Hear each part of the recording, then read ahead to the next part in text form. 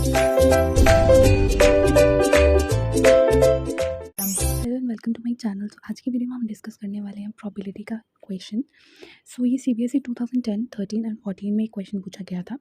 So without wasting further more time let's get started.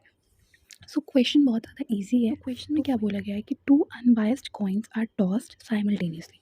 So 2 coins हैं, उनको toss किया जाता है साइमल्टेनियसली, मतलब एक साथ उन दोनों कॉइन्स को टॉस किया जाता है। ठीक है, अनबायस्ड का मतलब कोई भी चीटिंग नहीं करनी है, सिंपली आपको 2 कॉइन्स को टॉस कर देना है एक साथ। ठीक है, अब हमने प्रोबेबिलिटी फाइंड करनी है of getting 2 heads, 1 head, 1 tail, at least 1 head, at most 1 head and no head। तो हमने इनकी प्रोबेबिलिटी फाइंड आउट करनी है। तो बहुत ही ज़्यादा इजी क्वेश्चन है। आप सबसे पहले खुद ही सोचिए, अगर 2 कॉइन्स हम टॉस करेंगे तो कितने नंबर ऑफ आउटकम्स हमारे पास बनेंगे। ये मैं आपको बार बार नहीं बताऊंगी कि प्रोबेबिलिटी का क्या फॉर्मूला होता है, बिकॉज आप लोगों को पता है कि प्रोबेबिलिटी क्या होती है, कि प्रोबेबिलिटी का क्या मतलब होता है कि कितने चांसेस हैं किसी इवेंट के होने के। ठीक है, एंड प्रोबेबिलिटी का जो फॉर्मूला होता है वो होता है favourable outcomes upon total number of outcomes. तो यार चीज़ें आपको पता है कि बार बार बोलने का कोई मतलब नहीं है। ठीक है, तो यहाँ पे मैं बात कर रही हूँ कि आपके कितने टोटल नंबर ऑफ आउटकम्स बनेंगे, वो हम कैसे बनाएंगे। अब हमारे पास 2 कॉइन्स हैं, उनको 2 कॉइन्स को हमने टॉस किया। जब 2 कॉइन्स को हमने टॉस किया तो क्या क्या हमारे पास आउटकम्स आ सकते हैं। सबसे पहले हमारे पास, जब मैंने एक बार 2 कॉइन्स को मैंने टॉस किया, मतलब फेंका, तो ऐसा भी हो सकता है कि मेरे पास दोनों कॉइन्स में मेरे पास हेड हेड आ जाए, है ना, ये पॉसिबल है। ठीक है, फिर से मैंने टॉस किया तो एक कॉइन पे हेड आ सकता है, एक पे टेल आ सकता है। ठीक है, मैंने फिर से टॉस किया तो जिस पे पहले हेड आया था वहाँ पे टेल आ सकता है और दूसरे वाले पे हेड आ सकता है। अब मैंने फिर से जब टॉस किया तो ये भी पॉसिबिलिटी है कि अब वापस से दोनों कॉइन्स में टेल टेल आ सकता है। अब इससे ज़्यादा कोई आउटकम्स बन सकते हैं, आप खुद ही सोचिए। नहीं बन सकते, क्यों? क्योंकि वापस आप टॉस करेंगे तो हो सकता है हेड हेड आ जाए, फिर से टेल टेल आ जाए, हेड टेल आ जाए, टेल हेड आ जाए। इससे ज़्यादा आउटकम्स बन ही नहीं सकते जब आप 2 कॉइन्स को टॉस करेंगे। ठीक है, तो टोटल नंबर ऑफ जो इवेंट्स होंगे हमारे पास वो कितने होंगे? 4 होंगे। ये चीज़ आपको समझ आ गई। अब चलते हैं हमारे क्वेश्चन पे। सबसे पहले पार्ट में हमने प्रोबेबिलिटी फाइंड करनी है गेटिंग 2 हेड्स। 2 हेड्स आने की क्या प्रोबेबिलिटी है। तो यहाँ पे आप हमारे इवेंट्स देख लो। यहाँ पे 2 हेड्स आने की क्या प्रोबेबिलिटी होगी। ये पहला वाला जो आउटकम था उसमें 2 हेड्स आ रहे हैं। ठीक है, एंड बाकी वाले जितने भी आउटकम्स हैं, यहाँ पे एक ही हेड है, यहाँ पे एक ही हेड है, यहाँ पे है ही नहीं। तो मतलब ये वाले जो आउटकम्स हैं ये तो होंगे नहीं। तो मतलब 2 हेड आने की कितनी प्रोबेबिलिटी होगी आउट इन इवेंट्स में से? 1/4। क्यों?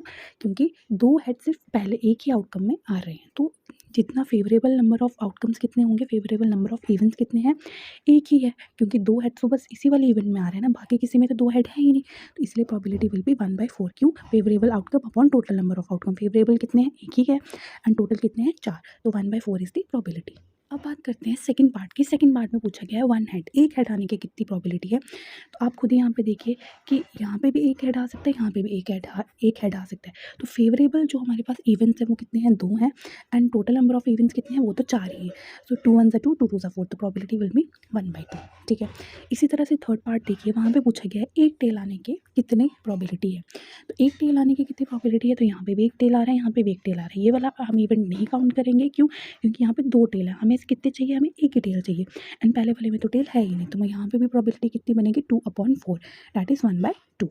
ठीक है, अब चलते हैं नेक्स्ट पार्ट पे। वहाँ पे पूछा गया है एटलीस्ट 1 हेड। अब ध्यान से के पढ़िएगा, एटलीस्ट 1 हेड मतलब कम से कम एक हेड आना चाहिए। ठीक है, यहाँ पे आपको क्या बोला गया? एटलीस्ट एक हेड मतलब कम से कम एक हेड तो होना ही होना चाहिए। कितनी प्रोबेबिलिटी है उसकी? हम अगर इवेंट्स देखें तो इवेंट्स में जो सबसे पहला जो इवेंट है, ठीक है, वो है एच मतलब हेड और हेड।